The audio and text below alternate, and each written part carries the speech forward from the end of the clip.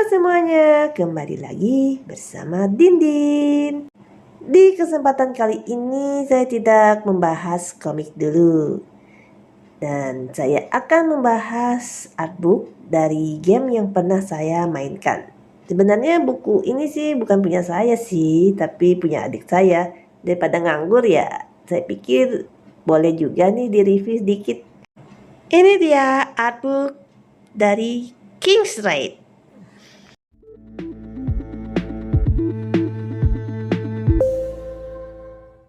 Mungkin banyak yang bertanya-tanya ya, ini game apa sih? Kayaknya nggak pernah dengar nama game yang judulnya King's Raid. Memang sih game ini tidak sepopuler Free Fire atau Mobile Legends atau ya sebangsa gitulah.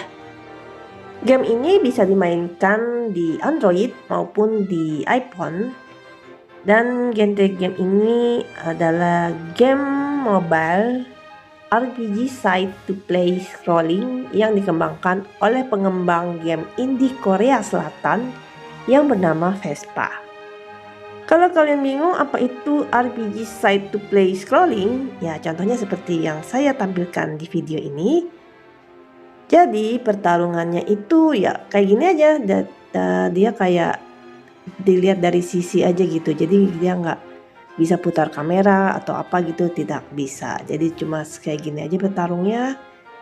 Awalnya game ini pertama kali rilis di tahun 2016 oleh perusahaan berbasis di Thailand yang bernama Glowho.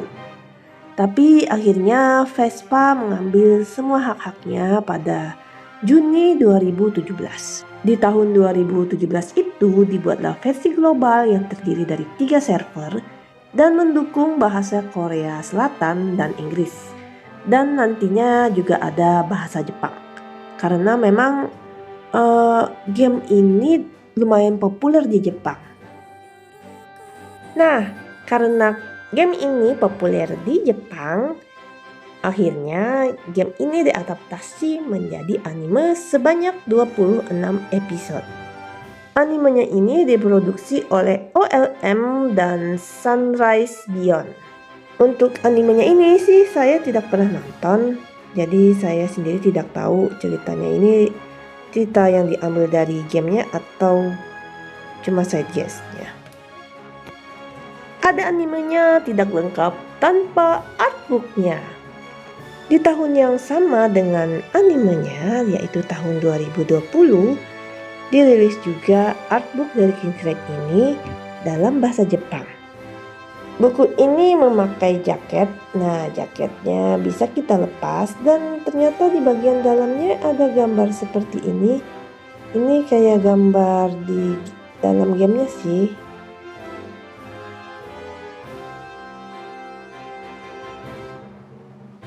Sekarang mari kita lihat isinya.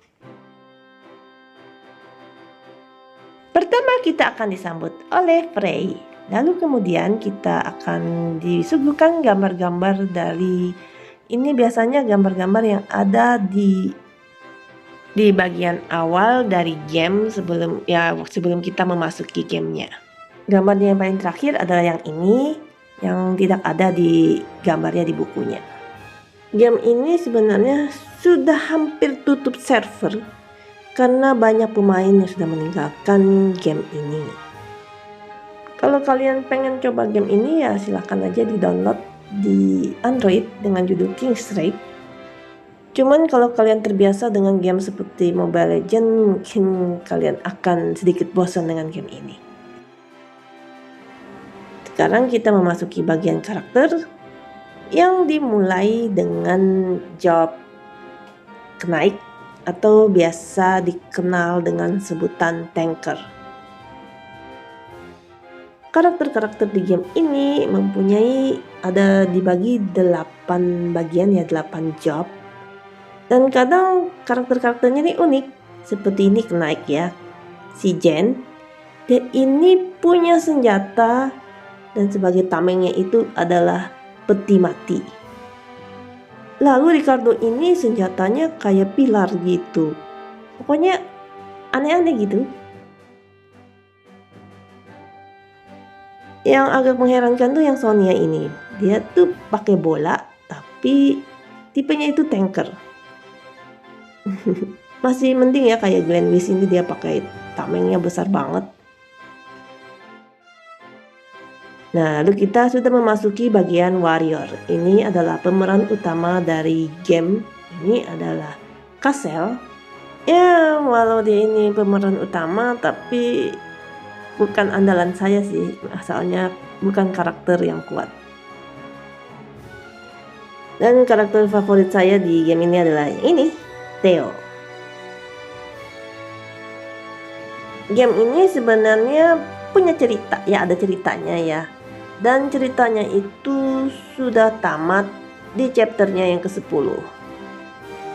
Dan sejak tamatnya itu banyak pemain yang perlahan-lahan mulai meninggalkan game ini. Apalagi sudah tidak ada event-event baru di game ini.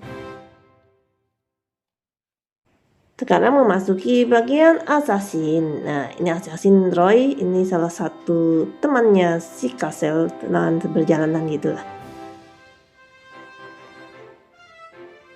Ya, lumayan ya di sini kostum cewek-ceweknya itu seksi-seksi. Mungkin itu sebabnya juga ya banyak penggemarnya gitu. Cowok-cowoknya juga ganteng-ganteng loh. Makanya sih saya sebenarnya main game ini karena saya suka lihat karakter cowoknya. Sekarang kita memasuki archer. Archer ini bisa dibilang pemanah, jadi mereka ini pakai panah gitu ya. Buku ini memang kebanyakan memperlihatkannya kayak menunjukkan gambar-gambar dari skin atau kostum tiap karakter. Sebenarnya sih gambarnya ini masih kurang karena artbooknya ini terbit waktu chapter 10 kayaknya belum rilis. Lalu ini adalah mekanik. Mekanik ini kalau biasanya lebih dikenal dengan nama penembak. Jadi senjata mereka adalah pistol. Dari pihak Vespa sendiri sih pernah mengatakan akan melanjutkan game ini ke King's Raid 2, tapi sampai sekarang tidak ada kabarnya. Ya mungkin sudah tidak ada dananya lagi ya untuk bikin game lagi. Kemudian mengingat Vespa itu hanyalah developer game indie, jadi mungkin dananya sangat terbatas. Dan kita memasuki bagian wizard. Nah, wizard ini biasanya bisa kita bilang penyihir, dan keahliannya adalah black magic atau dibilang sihir hitam, sihir yang digunakan untuk menyerang.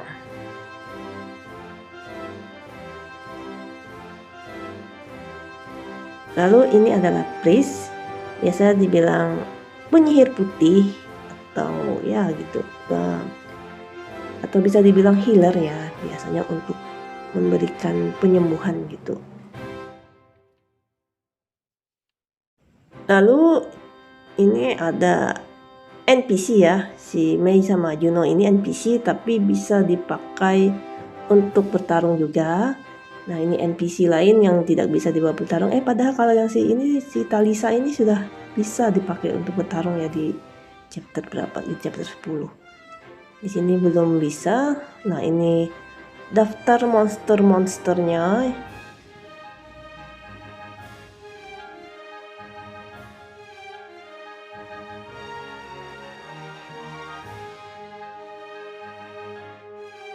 Lalu di akhir ini adalah gambar-gambar ya, ini hubungan tiap karakter. Karena bahasa Jepang sih saya nggak terlalu ngerti ya, semuanya bahasa Jepang.